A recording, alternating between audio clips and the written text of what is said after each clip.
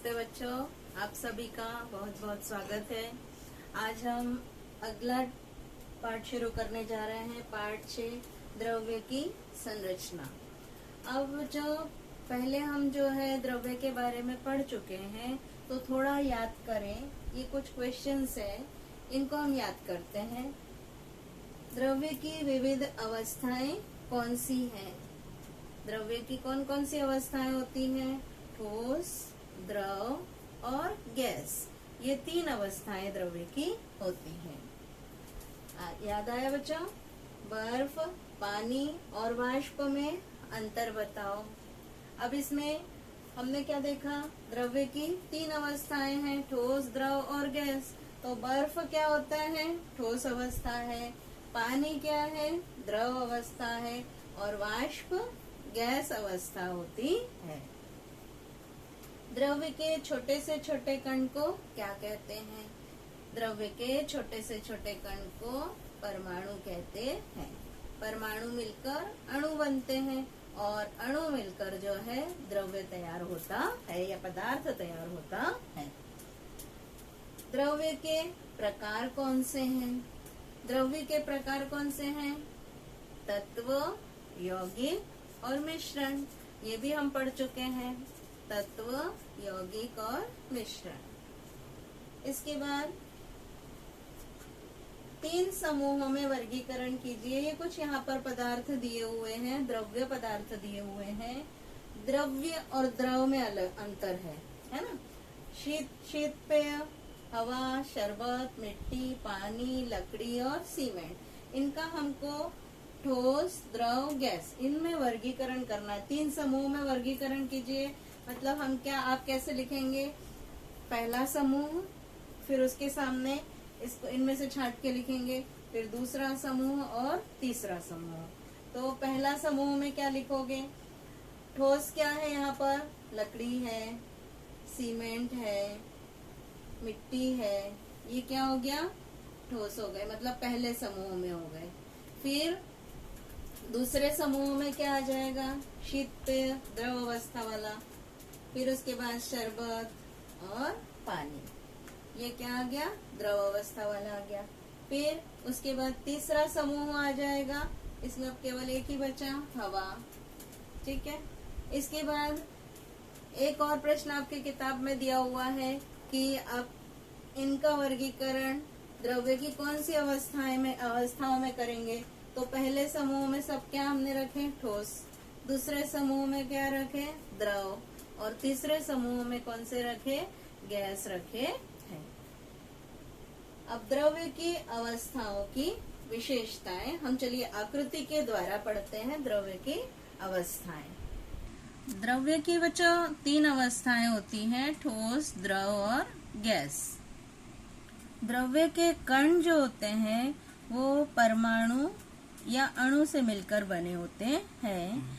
इन अणु और परमाणु के बीच जो है अंतर आणविक आकर्षण बल कार्यरत होता है और इस अंतर आणविक बल के आधार पर ही जो है ये जो कण होते हैं, ठोस के कण है, ये द्रव के कण है और ये गैस के कण होते हैं, इनकी हलचल निर्भर होती है। ठोस में जो है, ठोस के कण जो है ये बहुत ही पास पास होते हैं। दिख रहा है यहाँ पर? ये ठोस वस्तु जो होगी, इस ठोस वस्तु के कण अगर देखेंगे तो इतने पास पास रहते हैं कि इनके बीच जो है अंतर आणविक आकर्षण बल बहुत अधिक होता है। इसलिए ये कण एक दूसरे से अत्यधिक समीप होते हैं और ये अपनी जगह पर ही कंपित होते रहते हैं। इसलिए ठोस का आकार और आयतन निश्चित होता है और ठोस अपना आकार बदलता नहीं है।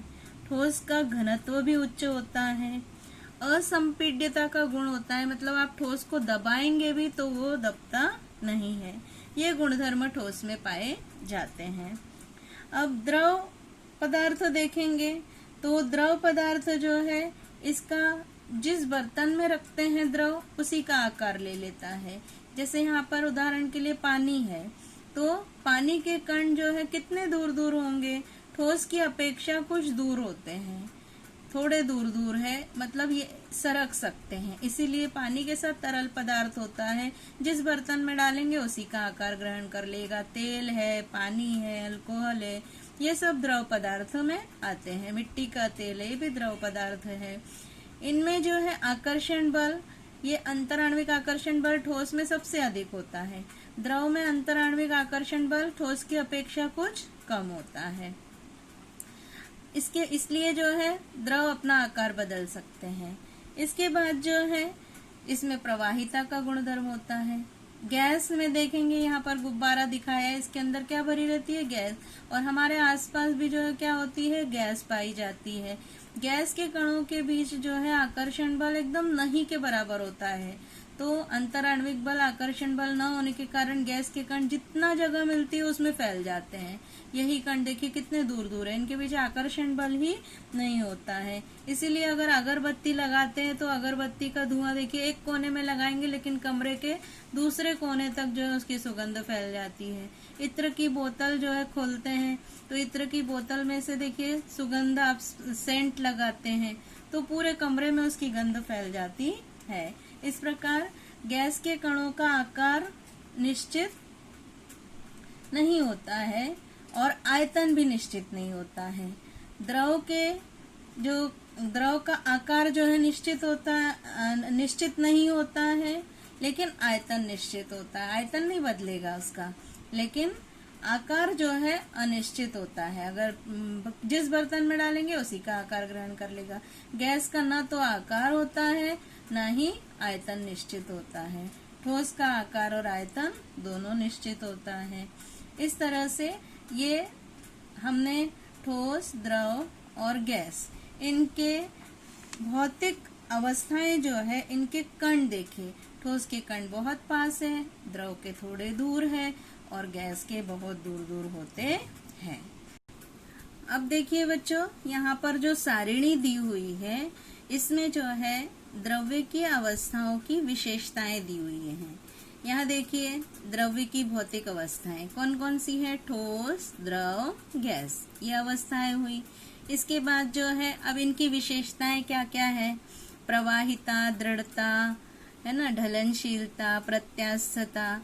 प्रत्यास्थता मतलब जो है किसी पदार्थ को, जैसे रबर बैंड होता है, इसको खींचेंगे तो इसका आकार बदल जाएगा और फिर से छोड़ देंगे तो अपने मूल अवस्था में आ जाता है। इस गुणधर्मों को क्या बोलते हैं? प्रत्यास्थता कहते हैं। तो ठोस अवस्था, ठोस में जो है क्या है? दृढ़ होते हैं ठोस, फिर ढलनशील होते हैं, लुढ़क सकते हैं। प्रत्यास्थता भी पाई जाती है, जैसे उदाहरण के लिए रबर बैंड में पाई जाती है।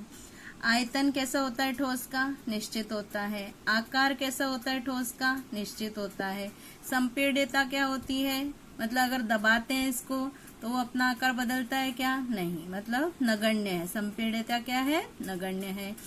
अंतर परमाणविक बल जो है कितना होता है? शक्तिशाली होता है, इसीलिए जो है अपना आकार बदलते नहीं है। कणों के बीच की दूरी कितनी होती है? कम से कम दूरी होती है। इसके बाद द्रव का, द्रव में जो है प्रवाहिता का गुणधर्म पाया जाता है, प्रवाही है।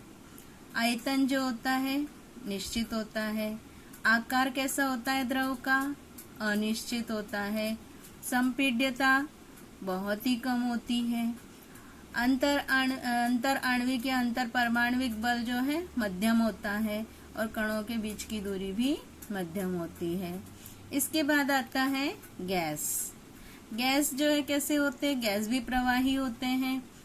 फिर आयतन कैसा होता है? अनिश्चित होता है। आकार कैसा होता है गैस का? अनिश्चित होता है। संपीड्यता कैसी होती है? उच्च होती है। अगर गैस को जो है जिस बर्तन में डालते हैं उस बर्तन में जो है वो समा जाती है, इसलिए जो है संपीड्यता क्या होती है? उच्च होती है। अंतर परमाणविक बल जो है बहुत ही कम होता है, इसीलिए गैस के कण दूर दूर किसी भी दिशा में जाते रहते हैं। कणों के बीच की दूरी सबसे अधिक होती है। इस तरह से अगर आपको जो है ठोस की विशेषता, द्रव की विशेषता, गैस की विशेषता अगर लिखनी हो तो आप ये गुण आप लिख सकते हैं। वाक्य में भी आप लिख सकते हैं। एक सारिणी में जो है पूरे विशेषताएं जो है आ गई हैं। इस तरह से बच्चों आज हमने द्रव्य की अवस्थाओं की विशेषताएं पढ़ी। इन विशेषताओं को आपको बच्चों याद करना है, सारणी के रूप में जैसे बताया है वैसे आप याद कीजिए उसको। आज इतना ही पढ़ेंगे। धन्यवाद।